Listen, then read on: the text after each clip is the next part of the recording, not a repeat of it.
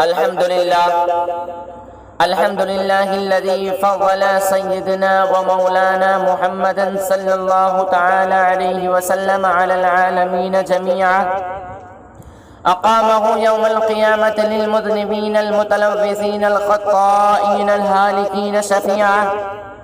أما بعد، فقد قال الله تعالى في القرآن المجيد والفرقان الحميد: فأعوذ بالله من الشيطان الرجيم، بسم الله الرحمن الرحيم. الذين آمنوا وهاجروا وجاهدوا في سبيل الله بأموالهم وأنفسهم أعظم درجة عند الله، وأولئك هم الفائزون. صدق الله العظيم. وبلغنا رسوله النبي الأمين المتين الكريم، ونحن على ذلك من الشاهدين والشاكرين، والحمد لله رب العالمین. برادران اسلام، آئیے سب سے پہلے سبز گنبد میں آرام فرمانے والے آقا، امام المرسلین، شفیع المذنبین، طٰہٰ و یاسین، سیاح لامکان، مالک انسجام، سید ابرار و اخیار، شہنشاہ ذی وقار، کائنات کے اولین فصل بہار، رسول اعظم، نیر اعظم، قائد اعظم، جناب احمد مجتبیٰ محمد مصطفیٰ صلی اللہ تعالی علیہ وسلم کے دربار گوہربار میں نہایت ہی عقیدت و محبت کے ساتھ درود پاک کا نذرانہ عقیدت پیش کریے. پڑھیے بابا سے بلند: اللہم صلی علی سیدنا و مولانا محمد معدن الجود والکرم وآلہ واصحابہ وبارک وسلم. صلاۃ و سلاما علیک یا رسول اللہ صلی اللہ تعالی علیہ وسلم. حسن یوسف پہ کٹی مصر میں انگشت زنا، حسن یوسف پہ کٹی مصر میں انگشت زنا، سر کٹاتے ہیں تیرے نام پہ مردان عرب. حسن یوسف پہ کٹی مصر میں انگشت زنا، حسن یوسف پہ کٹی مصر میں انگشت زنا، سر کٹاتے ہیں تیرے نام پہ مردان عرب، سر کٹاتے ہیں تیرے نام پہ مردان عرب. مسجد میں نہ بیت اللہ کی دیواروں کے سائے میں، مسجد میں نہ بیت اللہ کی دیواروں کے سائے میں نماز عشق ادا ہوتی ہے تلواروں کے سائے میں.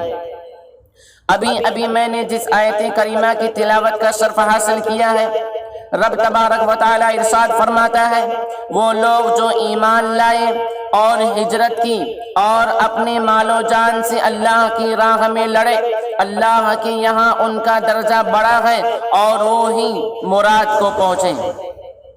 اس آیت کریمہ سے ثابت ہو گیا کہ وہی لوگ کامیاب ہیں، وہی لوگ مراد کو پہنچے جو ایمان لا کر اللہ تبارک و تعالیٰ کی راہ میں جہاد کیے. جہاد کیا ہے برادران ملت؟ جہاد اپنے دامن میں بہت سے مفہوم کو چھپا رکھا ہے. جہاد کا مفہوم وسیع سے وسیع تر ہے. اپنی جان کو اللہ کی راہ میں قربان کر دینے کا نام جہاد ہے. اللہ کی راہ میں موت کو گلے لگانے کا نام جہاد ہے. ہزاروں زخم کھانے کے باوجود زبان پر شکایت نہ زندہ لانے کا نام جہاد ہے، اپنی اولاد کی جان کو اللہ کی راہ میں قربان کر دینے کا نام جہاد ہے، اپنے نفس کی ہر خواہشات کو کچل دینے کا نام جہاد ہے۔ جو اپنی پیاری جان کو اللہ کی راہ میں قربان کر دیتے ہیں وہ شہید کہلاتے ہیں، اور شہید کا درجہ بہت بلند و بالا ہوتا ہے، اور ہونا بھی چاہیے، کیونکہ یہ نعمت دولت سے حاصل نہیں کی جا سکتی بلکہ اپنے جان کی قربانی پیش کر کے حاصل کی جاتی ہے۔ جو چیز جان دے کر حاصل کی جائے یقیناً وہ چیز قیمتی ہونا چاہیے۔ سبحان اللہ۔ آپ تاریخ کا مطالعہ کیجیے تو معلوم ہوگا کہ مجاہدین اسلام بڑی مصیبتیں اٹھا کر دوسروں تک اپنا پیغام پہنچائے ہیں۔ تپتی ہوئی ریت پر ننگے پاؤں سے اپنی منزل تک پہنچے ہیں، بڑے بڑے چٹانوں سے ٹکرا کر اسلام کو بچائے ہیں، خود تکلیفیں اٹھائے ہیں، لیکن اسلام پر کوئی آنچ نہیں آنے دیے ہیں۔ مجاہدین اسلام نے اپنی قلت کو مد نظر نہیں رکھا، صرف اللہ کی ذات پر بھروسہ کر کے اپنا قدم آگے بڑھایا۔ بھوک پیاس سے ضرور نڈھال ہو گئے لیکن باطلوں کے آگے کبھی مات نہیں کھائے۔ مجاہدین اسلام جب نعرہ تکبیر لگا کر میدان میں اترتے تو شیروں کے پاؤں بھی میدان سے اکھڑ جاتے۔ مجاہدین اسلام جب میدان میں آتے ہیں تو ان کے دل میں دو ہی مقصد ہوتے ہیں، اپنی جان کو اللہ کی راہ میں قربان کر دینا یا باطلوں کو شکست دے دینا۔ آپ تاریخ کا مطالعہ کیجئے تو معلوم ہوگا کہ ایسے واقعات موجود ہیں جو دنیا والوں کے لیے درس عبرت ہیں۔ آپ اسلامی تاریخ کا مطالعہ کیجئے تو معلوم ہوگا کہ طارق ابن زیاد ایک بہادر اور نڈر مجاہد اسلام ہیں۔ ایک مرتبہ مختصر لشکر کو لے کر باطلوں کو کچلنے کے لیے کشتی پر سوار ہو کر دریا پار کرتے رہے۔ جب دریا پار کر لیے تو تمام مجاہدین اسلام کو مخاطب ہو کر خطبہ دیا کہ ہماری جان و مال اللہ کے لیے ہے، ہمیں نہ اپنی جان پیاری ہے نہ مال پیارا ہے، بلکہ سب سے زیادہ پیارا اسلام ہے۔ تم میں سے جو واپس جانا چاہے واپس جا سکتا ہے، ابھی بھی کشتی موجود ہے، اس لیے کہ جنگ سے پہلے میں کشتیاں جلا دوں گا تاکہ دوران جنگ کوئی یہ نہ سمجھے کہ بھاگنے کے لیے کشتیاں موجود ہیں۔ جب کشتیاں جلا دی جائیں گی تو تمہارے سامنے دو ہی راستے رہ جائیں گے، باطلوں کو کچل دو یا پیچھے دریا میں ڈوب مرو، بھاگنے کا کوئی راستہ رہ نہیں جائے گا۔ اتنا سننے کے بعد سبوں نے کہا کہ آپ کشتیاں جلا دیجئے، ہم مارنے اور مرنے کے لیے تیار ہیں۔ حضرت طارق ابن زیاد نے کشتیاں جلا دیں۔ تاریخ گواہ ہے کہ مجاہدین اسلام بہادری سے لڑ کے باطلوں کو کچل دیا اور پرچم اسلام کو بلند کر دیا۔ سبحان اللہ سبحان اللہ۔ سرکار دو عالم صلی اللہ تعالی علیہ وسلم جب مسلمانوں کو جہاد کے لیے پکارتے کیا کرتے؟ جب مسلمانوں کو جہاد کے لیے پکارتے جو جس حالت میں ہوتے تھے دوڑتے ہوئے بارگاہ رسالت میں حاضر ہو جاتے، بوڑھے ہوں یا جوان، بچے ہوں یا کمزور، سب جہاد کے لیے جوش و خروش کے ساتھ حاضر ہو جاتے۔ ایک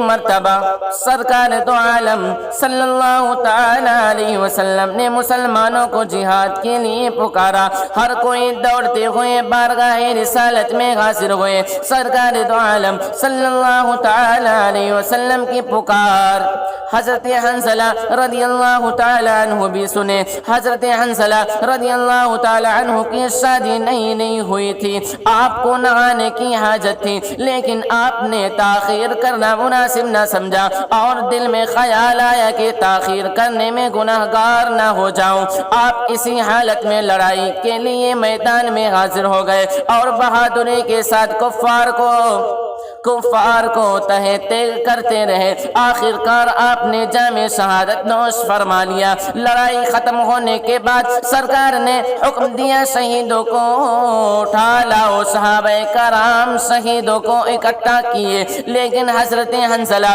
رضی اللہ تعالی عنہ کی لاش غائب تھی۔ کیا تھی؟ لاش غائب تھی۔ تھوڑی دیر کے بعد دیکھتے ہیں کہ آسمان سے فرشتے حضرت حنظلہ رضی اللہ تعالی عنہ کی لاش کو نہلا کر اور کفن پہنا کر زمین کی طرف لا رہے ہیں۔ اسی لیے حضرت حنظلہ رضی اللہ تعالی عنہ کا لقب غسیل الملائکہ پڑ گیا۔ برادران اسلام، دیکھا آپ نے شہیدوں کا مرتبہ، اگر نہانے کی ضرورت تھی تو فرشتوں نے ادب و احترام کے ساتھ غسل دیا اور قیامت تک کے لیے غسیل الملائکہ لقب پڑ گیا۔ سبحان اللہ سبحان اللہ۔ حضور اکرم نور مجسم سرور کائنات صلی اللہ تعالی علیہ وسلم کا ارشاد ہے، افضل الجہاد کلمت حق عند السلطان الجابر، یعنی کسی ظالم بادشاہ کے سامنے حق بات کہہ دینا بہترین جہاد ہے۔ دین اسلام کے علماء حق مجاہدانہ شجاعت کے ساتھ حق بات بادشاہ کے سامنے کہے ہیں، اپنی جان کی پرواہ کیے بغیر حق بات کو ظاہر کیے ہیں، تلواروں کی دھار پر اپنی گردن کو رکھ کر نیکی کی ہدایت کیے ہیں اور برائیوں سے روکے ہیں، بڑے بڑے ظالم و جابر بادشاہوں کے تخت و تاج کو اپنے پیر سے ٹھوکر مار دیے ہیں۔ سبحان اللہ۔ علامہ یعقوب بن اسحاق بہت ہی جلیل القدر عالم دین اور حق گو تھے۔ بغداد کے ظالم و جابر بادشاہ متوکل باللہ کے دونوں فرزندوں کے استاد تھے۔ دربار شاہی میں آپ کی کافی عزت تھی، لوگ ادب و احترام کے ساتھ پیش آتے تھے۔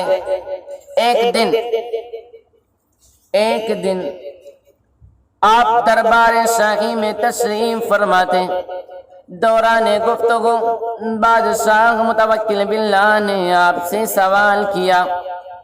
کیا سوال کیا؟ کہ یہ میرے دونوں فرزندے آپ کے نزدیک زیادہ محبوب ہیں یا حضرت امام حسن اور امام حسین؟ یہ سوال سنتے ہی علامہ یعقوب بن اسحاق کے اسلامی خون میں زلزلہ آ گیا اور انہوں نے غضبناک لہجے میں کہا، اے متوکل، خدا کی قسم، میرے نزدیک امام حسن اور امام حسین تو بڑی بات ہے۔ امام حسن اور امام حسین کا ادنا غلام میرے نزدیک تجھ سے اور تیرے دونوں بیٹوں سے لاکھ درجے بہتر ہے اور محبوب ہے۔ اتنا سننا تھا کہ ظالم بادشاہ آگ بگولا ہو گیا اور جلاد کو حکم دیا کہ علامہ یعقوب بن اسحاق کی زبان کھینچ لی جائے۔ چنانچہ اس حق گو عالم ربانی کی زبان کھینچ لی گئی اور وہ شہید ہو گئے۔ برادران ملت، دیکھ لیا آپ نے کہ اپنی جان دے دی لیکن حق بات کہہ کر رہے۔ اس لیے کسی شاعر نے کیا خوب ہی کہا ہے،